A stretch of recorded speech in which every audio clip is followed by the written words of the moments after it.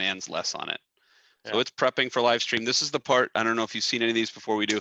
It's literally telling me it's live, but it doesn't show me it's live. And until it shows me it's live, I don't trust it. So we're just kind of stretching it out. And it looks like we are good to go on YouTube. Hold on, it's still spinning. Yeah, it shows me on mine. It says live. It says live on YouTube. Yeah, see, it's showing the top right corner. Yeah, it says. And I just got a message on the phone that says Adam Serwinski's live on Facebook. On Facebook? Perfect. Yeah. I'm sorry, on YouTube. Yeah, I was gonna say no, we're on YouTube. All right, everybody, thank you again for Chicagoland Chats. My name is Adam Serwinski with Sidebar Insurance Solutions. As always, I'm joined by Butch Zemar. Butch, why don't you introduce yourself and your business? I'm Butch Zemar from Elite Benefits. We help small to mid-sized employers with their health insurance programs. And I'm Adam Serwinski with Sidebar Insurance. Like I said, we are your home, auto, and business insurance solution source. Today, we are joined by Nick Cinquepalmi. Is that correct? Yeah, excellent. Did I get it right? Correct. All right, Nick Cinquepalmi. Nick is going to introduce himself because it's actually a dual interview of sorts. So you'll let him kind of introduce himself and the ways in which he's going to kind of keep us informed and tell us about his small business as well. Sure. What I can start out is, okay, guys, my name is Nick Cinquepalmi. I obviously own Landmark Flooring. I've been in the flooring business for maybe about 25, 30 years. It's hard for me to go back and remember exactly when I started, but it was kind of interesting story. But I also have a dual career. I've been a career firefighter in the Southwest area here for about 31 years on the job that I'm on right now. And then prior to that, I was on another fire department just a little north of here for a few years, and also another part-time fire department for about 20 during that time. So I lived a lot of firehouses. I continue to do it, and I got a little more gas in the tank before I wind up retiring one day. And then along with that is like most of us young firefighters do back then, we develop a career path or another trade, and that kind of worked for me in my early 20s. Where I then started doing some carpet cleaning and things like that. When you're young and strong, it's easy to do. As you get a little bit older, it's not so much fun anymore. And it kind of morphed into a retail setting where I started working out of my car, meeting clients in parking lots and things like that, trying to hawk furniture, trying to hawk flooring goods. I eventually grew that out of my car into my garage. And then Facebook was born and the internet was born. And the light bulb went off and said, hey, why don't you start working on the internet to market your products, which I did. And then I will give some accolades to a guy that owns a restaurant here in Orland Park, Brian Sword on 94 West. He actually owned this particular plaza that I'm in right now for the last 13 years. I had run into him at a party, and he enticed me to come take one of his empty spaces during the housing crash, which scared the death out of me. But what I did is I rolled the dice, and I occupied a space. I believe it was 08 or 09 or something like that. And I rolled the dice and worked my whatever clients I had slowly from this store outward. And then the internet kind of gained traction and kind of put us on the map. So I attacked that pretty strongly on social media, which really started to brand us. And so I thank him for that. And Laura Galarski, another Orland Park resident, who has 5-star graphics. She's the young lady that created all my logos and business cards and things like that. So there's a lot of Orland flair, a lot of Orland background, and folks that helped me get going. Very That's cool. Awesome. Yeah, the local experiences are great, but you sound like you had a question. No, I was just starting off with your firefighting background. I know we were opening up with a little delay. We were talking about it. First off, I appreciate what you're doing and all your crew. I mean, everything you guys do and all the precautions that you guys are taking place. But share with some of the stuff that you experienced so far with this whole COVID-19 over the last 6 weeks or so. Just a little snapshot, and then we'll move into a little bit more what you're doing with your clients. Yeah.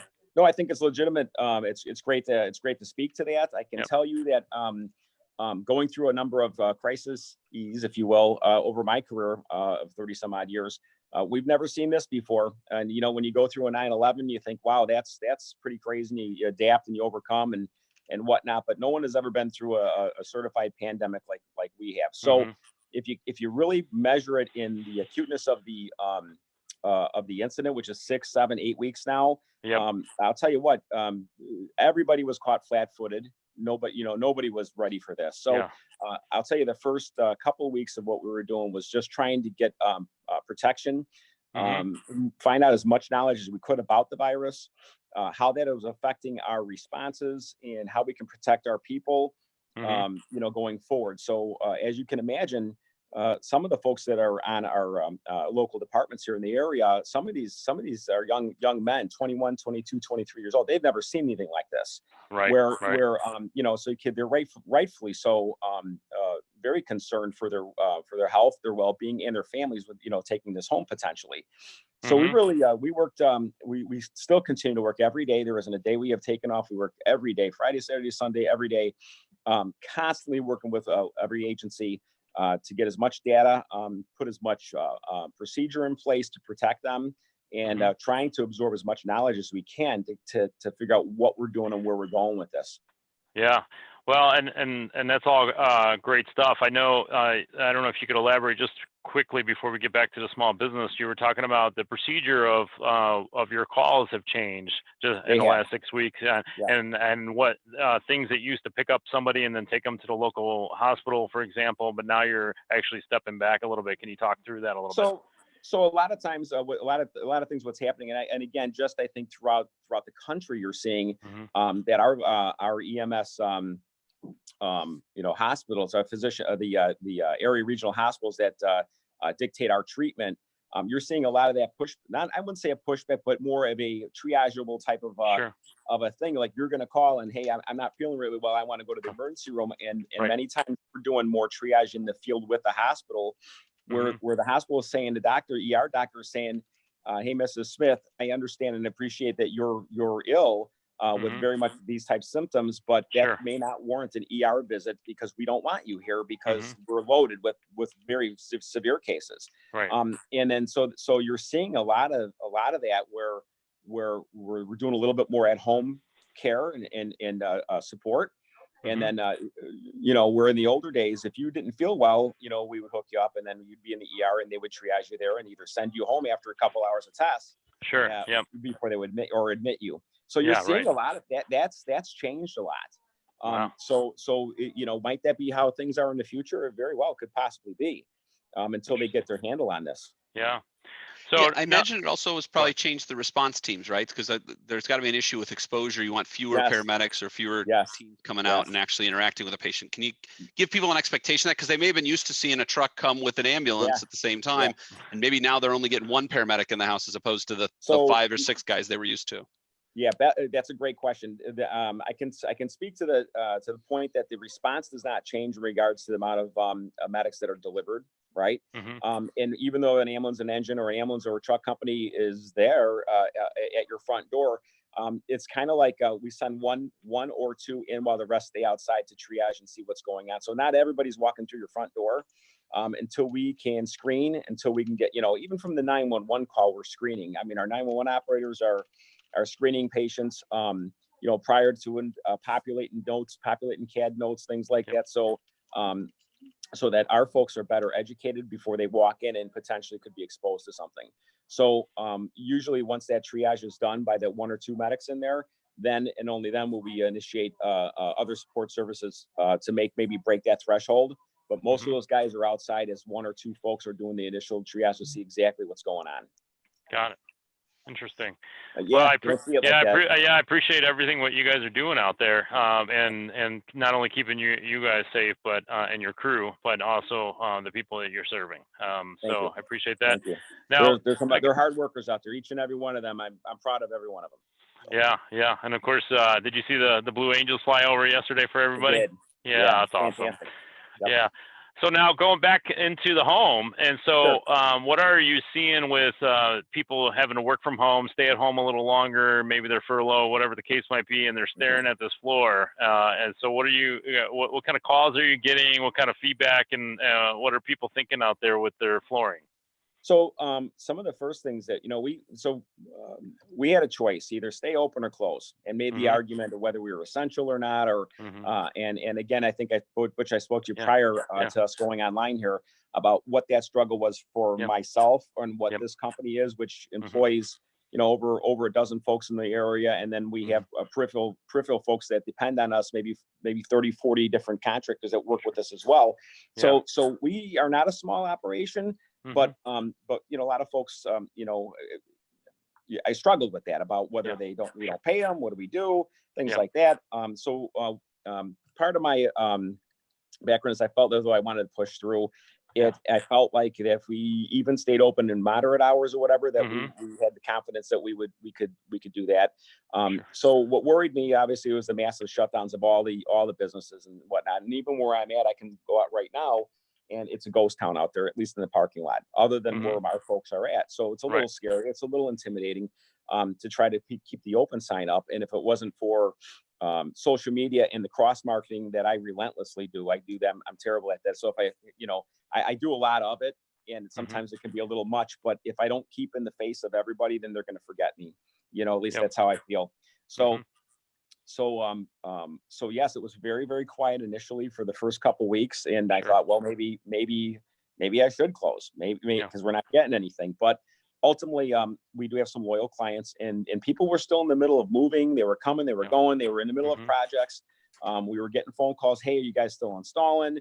And the theory I had behind that is if our people can be safe with, N95 masks and gloves, and the client was okay and we distanced, then we were going to go ahead and finish off those projects. And I figured, well, we would finish those off and then I would expect it to be dead again. But when we went through the entire month of April, we maybe have been down 5 or 7% year over year for the month. Wow. Which surprisingly to us was I really expected it to be a lot worse. Now when I look at May, we're approaching middle of May right now. We still are down like we were from last May, but nothing too crazy. We're very fortunate. With the help of I call her my pit boss, with the help of my woman that runs my books and everything. We just jumped right into PPP applications and things like that. And we were very fortunate to be early, and we did capture that. So everyone's still employed. Everybody's getting a paycheck. We're utilizing that program, but we are still seeing customers. More online interaction, more requests for shop at home type of stuff where it's one-on-one, but yet we'll provide that still. Yeah. So talk a little bit about the stuff that they're doing in order to keep those interactions safe. What things are you doing? You said N95 masks, but also what kind of PPE are you using so that people feel comfortable maybe reaching out to Landmark today and say they're doing it the right way? Yeah. So we're mandated by the state to be in masks, right? So even though I'm doing this interview, I've got a mask sitting here if need be, but I can't really talk through a mask. So all of our employees here have the ability or have masks. So when a client does venture through the door here, they're expected to be in a mask. Folks that do not, we still distance with them, but we have them, but we don't want them to be apprehensive of coming to visit us. Our shop is very clean, and in a little bit, I'll flip the camera here, kind of show you around. It's not a big store. We have about 1,400 feet here. The clients that come in and out of here, I may have 1 or 2 or 3, but I never get anything more than 3 or 4 standing back to back here. I may have a couple of clients in here at a time, but there's enough distance here to execute the things that we need to do. And also to help educate and still inform them of give them the best information to make the best choices for their house. Yeah. Are you doing virtual visits? So like if somebody wants to show you what their house is instead of actually taking another trip, are those some of the things that you're working on so that you can limit the exposure to other people? Yeah, great question. So a lot of times what I do is when I get a lot of inquiries, because I have a really interactive website for one. That's the first thing. That's kind of fun, which is landmarkflooring.net. Take a look at it. It's very interactive. You certainly can check it out. There's catalogs on there. There's ideas. There's so much inspiration on those that will get you started. And if you fill out those forms on there, we can get you set for a at-home consultation or get samples sent right to your home. The second thing we wind up doing is people will inquire to me or they'll send me a direct message and they'll say, hey, I've got 3 bedrooms and I'm looking at, I'm losing somebody. No, he's going. Sorry, I'm sharing your website. I'm sharing your website so people can see it. Oh, cool. There it is. Yeah, that's us. Floors you can live on. It's really cool. And they have catalogs there so you can see, besides that funny video that I have down there, which was the spotlight in Tinley Park. But you can check it out. There's so many things to do and so many ways to go through stuff. that, you know, there's catalogs, it's endless, from luxury vinyl plank to carpet to whatever. And sure, you can see all that. But what I'll do is a lot of times the client will call me, and if, you know, they'll say, hey, Nick, I've got 3 bedrooms. It's, you know, 12 by 16, 12 by, if you give me the sizes, I will give you a range generally of what you can expect to pay for a product. Sure. If you're looking to refinish your floors, if you can give me what I need, or even send me pictures, and give me some square footage, and I can get an idea, or you can virtually give me a virtual video of your home. I can, at this stage in the game, in my career path here, I can generally give you a rough idea what that's going to be. So, excuse me, what's funny? I'm getting a phone call. You're a popular guy, Nick. How do I do? I'm going to decline it. Okay. Yep. Let me pop back up here. There we go. There I am. Sorry, guys. That's all right. No. But anyway, that's one really neat way to do that. And then I will refer them a lot of times to our Landmark Flooring page on Facebook. We have about 9,000 fans on that. And then also there's a Nick Cinquepalmi consultant, professional flooring consultant Facebook page I just created, which I thought was kind of neat, and get some interaction with that too. So kind of neat. Yeah. You're having a little fun with the times. Sure. Yeah. And so now some people are looking at maybe they're not comfortable letting anybody in their home, but flooring was on their list of things to do maybe in 2020 or 2021. But if what are some things that some people could buy some time with their flooring? Maybe maybe every case is different, but maybe you have some insight of what things that people could do right now to kind of bridge the gap between now and they're comfortable of letting people in their house. Well, I think you hit it first, which we were first talking about some of those, you know, when the initial inquiry, yes, please give me a call, please send me an email, please send me all that information. I will get you started that way. And then also in addition, even on our website and here, so, you know, a lot of these ticket items, if you're doing your entire house, depending on the product, might not, you know, it might be a little bit more pricier if you're doing your entire house in, let's say, hardwood, right? You know, we have the ability to finance you. You can do it right online. I have 0%. We run Synchrony Bank. I run another bank. I can't think of off the top of my head, but we have the ability for you to do that right online to kind of know where you would be, what kind of terms we have. You know, a lot of times I have 0% for 12 months, 18 months, we get promotions for 24 months. So when it comes to a budgetary side of thing, if you can give me the data, and if those clients are generally fairly serious, they're going to run themselves and they're going to see what their capabilities are, perhaps to finance the project. Yeah, sure. You know, and again, in the form of payment, we do everything from credit cards to checks to financing to every available possibility to get their dream complete. You know, but we're very niche-y also. If I could add, you know, our warehouse operations are in Orland Park, even though my store's here in Tinley. I stock heavily a lot of soft goods or products here for a lot of the realtor market. So, you know, everybody has friends that are realtors, right? I have a ton of friends that are realtors. I want my realtor community that they know that when they call me, that literally I can turn a house for them in 24 hours. I can flip a house in 24 hours to where they can get that customer on the market within 24 hours. Not a problem. We have the ability to do that in the back, we have the muscle to do that in the crews to handle that. Awesome. Now, and I know I've been in the showroom once or twice. You have a lot of product to actually show. If you want, flip your screen around and give us a little bit of tour on what's there and people could see. Okay. I will flip you guys really quick. I'll try not to be too long about it, but let me see what I got here. Sure. Hold on one second. There we go. Is my thumb in the way? Okay. So what you're seeing, really, I'm just going to do kind of a little bit of a walkthrough really fast. Yep. But you can see that we have a lot of carpets from Mohawk and Shaw and Dreamweavers and Matthews and Parlow, and you name it, we have it. And you can see that we just recently, I just redid the store while it was quieter. We just repainted everything. So all the walls are done. The floors are done. You can see we have our closing table, which has been a little bit busy here. Obviously, it's a little bit crazy today, just writing up our bids and things like that. But you can see, and then we're going to go back to I call it the brains of my operation, because without these ladies back here, we wouldn't be functional. So hi. So, you know, they make things happen. If it isn't for them, you know, obviously that we can get off the ground. But you'll see that we have a lot of different type products here, from hardwood to luxury vinyl plank, which is basically killing the market. And then we go into soft goods and tile and things like that. So hopefully that will answer. So Nick, while you're looking and we're talking about the product a little bit, can you talk about some of the features that you would recommend? Maybe someone's saying to themselves right now, given the current situation, are there safer products to use? Are there cleaner products to use? Are there products that are antiviral or antimicrobial that you would recommend that people may want to consider after this quarantine adding to their home?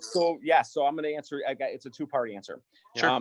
The first one is, so if you have young kids running through your home and you have pets, whether they're cats and dogs, and it's a high traffic home, maybe you have an in-ground pool out back, and a lot of folks are running through your kitchens, things like that. Luxury Vinyl Plank is a waterproof, pet-proof type product. I highly recommend them. If you jump on my Landmark Flooring page under Facebook, I have a lot of our jobs that are posted up there and identify what those are. Essentially, you could have accidents on those floors all day long, and you're going to see a lot of those. See where I'm standing there, you can see that on the right of my picture of Bill and I standing together, hopefully with our thumbs up. Both of those products you see there are Luxury Vinyl Plank, and that is pet-proof, waterproof type products where they can go in bedrooms, main levels, or below grade. Certainly those things can literally be submerged in water, and that you can leave them alone. They'll dry out just fine and there'll be no damage. So that essentially dominates the market from a hard surface portion. And I'll tell you, a majority of our tickets, other than hardwood, seem to be Luxury Vinyl Plank. Now getting into the soft goods side, people out there, all carpet is not created equal. Clearly there's entry level product all the way to the most elite lines such as Smart Strand from Mohawk and all the price points in between. I will tell you that from an antimicrobial standpoint and a healthy standpoint, the products that are made today have a lot of that technology integrated into them. So feel comfortable in that whenever you buy from me, any of my products that we have, whether they're Shaw's, Mohawk, Streamers, whatever they may be, I personally vet everything that is in this store. So I do not allow certain products in my store that I don't think is going to serve you well on the customer end of it. And lastly, I maybe I'll lose a deal or two this way, but when I educate my folks, when I educate my clients, I want to make sure that they're not going to see me a year from now at a restaurant locally in town and not be happy with me because we sold them a subpar product. It's not the way I operate. It's not why I've been in business for almost 30 years. I'm very particular about what I sell you, why I sell it to you, and I know what your end game is. Are you flipping the house to leave? Are you going to be there for your forever home? And I want to make sure that those products apply to your end game and your goal. That's awesome. And that's really what you want to see out of a vendor, right? Like it's all about reputation and not having to worry about whether you delivered the right stuff. Sure. I think, and I it's funny. I take a lot of what maybe I'm too personal with it, but I take a lot of what I get personally. So when you do, I try to do the math, like how many actual installs like I've done since I've started, and when you add all this up and they literally go past 100, we're talking thousands literally now. So when it's been to that level, and you might get a not so great review, maybe one of the guys had an off day or something, and those things bother me. Like that keeps me up at night, and so I'm like, well, what happened there? How could I get better? Or how could we get better? And if it takes remedial training, if it takes a little more product knowledge and experience, we do that. Nobody's perfect out there. We try our best to give the best service we can, top to bottom, left to right. So, so when those things happen, we address them right away, and we tackle them, and we don't let that happen again. But we also love our high ratings. Obviously, we get some great 5-star ratings out there. And we want you to be happy. That's the end game. And lastly, look at my competition. Look what I'm dealing with as a local vendor here, as a local guy with 1,400 feet. I've got to get those category killers and take them on. I got to take on my Floor and Decors, my Home Depots, my Lowe's, all those folks, and tell the folks here in Orland Park and Tinley why I'm better than them. Right. So and you give me 5 minutes with me, and I'm going to give you a good education, and hopefully you'll like what I got to tell you, or what our folks have to tell you. Well, that's the important part, right? That's all about with small businesses, and hopefully what we're trying to do with Chicagoland Chats is highlight businesses like yours. Sorry, Butch, I didn't mean to jump on you, but I think over the years, Nick and I have had small conversations throughout the years, but I tell you, in those conversations and some of your posts, you provide the value behind everything, and so you're going to let people know what's the truth, because it could be misleading, because I remember years ago, before we even met, we had a couple of vendors came in, and I just couldn't believe some of the stuff that was coming out, or just how they spun it. And not saying that it's always bad. I'm just saying, like, that sometimes it's just how you look at things. Maybe there's some information you don't know. Like you said, what's the end game? And I think that's going to be important. A lot of small businesses focus on that. What's the end game? What's the customer trying to do here? And I think that's great. And what you're bringing to the community, I think, is fantastic. And the education behind it, especially during the COVID-19 and all the things and the concerns that people are having, and you're adjusting to it. You're doing the virtual tours. You're limiting the contacts and exposure and the social distancing when they come in the store. Right. Can I add one more thing? I think that's Absolutely. very important as a small business. If I have a little more time, is that here's the one thing that makes me a little bit different in the community. I live by this just because of what I do in around my area as a fireman. And also as a local business owner. And I know so many local business owners here. You know, I mean, we're right next to Frankie's here. There, it's a great operation. We love those guys. You know, 94 West, love them too. But you know what's really neat, I found, is that is the younger generation that are young entrepreneurs in our area. And you could not get a better compliment, in my opinion, than having a young group of kids that are starting a business come to you and ask you how you did it, or what am I doing, or lay their game plan down. And I've mentored a number of young businesses here, and my door is open. It is open. If you're younger and you're watching this and you've got a business that you want to start out and you want to see what happened to us, or some of the pitfalls that we had, or some of the things that might help you market your business better, it's free. I don't charge a nickel. You know, I want to see the next generation succeed, and that's kind of where I'm at. But find that in a big box store, where a kid can walk into a store here and go, hey, I want to start a business. Hey, Mr. Home Depot, how am I supposed to do that? All that money that money is going to those big box stores, are going out of this state, going out of away from us. It's not even being invested locally. So I'm passionate about that. And so, you know, I'm very much behind the next generation of folks that want to start their business, and I welcome them to come visit me anytime. That's awesome. Yeah. Great. Butch, anything else you want to do? I know we're No, I think it's great. I appreciate the time you spent with us. A lot of people are going to end up viewing it. And we'll share it for you, and keep doing what you're doing in the community. Yeah. And I appreciate the crew and the fire departments that you're dealing with, the EMS services, and all the protocols you're setting in place. So I appreciate all that. And then, we're all here to support the small business owners, especially during this COVID-19 era. Thank you. Thank you. Thanks as well as Nick. I know being a family member of a fireman, I mean, the families too, it's a real commitment from everybody. And just want to say thank you again. Stay safe, stay healthy out there. And hey, everybody, we'll be back with Chicagoland Chats later this week. Thanks again, Nick. Really appreciate it. Again, Nick. We'll get this out, and we'll see everybody tomorrow at noon. Have a great, safe day. Good. Thank you. Bye-bye. Thank you.